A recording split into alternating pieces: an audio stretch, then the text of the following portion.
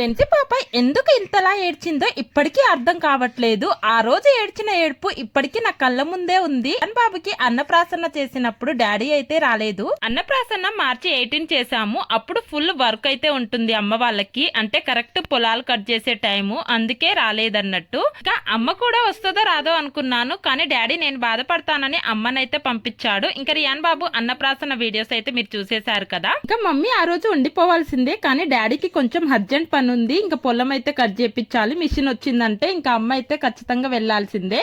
ఇంకా అమ్మ రెడీ అయిపోయింది అప్పటికప్పుడు. రెన్సి పాప అస్సలు వదిలిపెట్టట్లేదు అన్నట్టు, నేను కూడా వస్తాను అని. అమ్మ స్టార్ట్ అయిందా లేదా అని డాడీ అప్పుడే కాల్ చేశారు. ఆ కాల్ లిఫ్ట్ చేసింది మాత్రం రెన్సి పాప. నార్మల్ గా క్యాజువల్ గా అడుగుతారు కదా నువ్వు వస్తున్నావా అని. నన్ను తాత పిలిచిండు, నేను కూడా వస్తానని బ్యాగ్ లో బట్టలంతా సదురుకుంది. ఇంకా డబ్బులు ఇస్తుంటే కూడా అస్సలు తీసుకోవట్లేదు అన్నట్టు. ఇంకా అమ్మ కూడా కొంచెం బాధ అనిపిస్తుంది, తీసుకెళ్తాను 2 days కి పంపిస్తానని చెప్పింది. పంపిద్దాం అనుకున్న మార్చి మంత్ ఎండింగ్, స్కూల్స్ కూడా అయిపోలేదు, ఎండలు కూడా బాగా స్టార్ట్ అయిపోయాయి. ఇలా గట్టిగా అరవడం తోటి కొన్ని దెబ్బలు కూడా తగిలాయి రెన్సి పాపకి. ఇంకా అమ్మ వెళ్ళిపోయాక ఇంకా తననైతే పడుకోబెట్టేశాను. ఒక్కొక్కసారి పిల్లలైతే మాట వినరు కదా.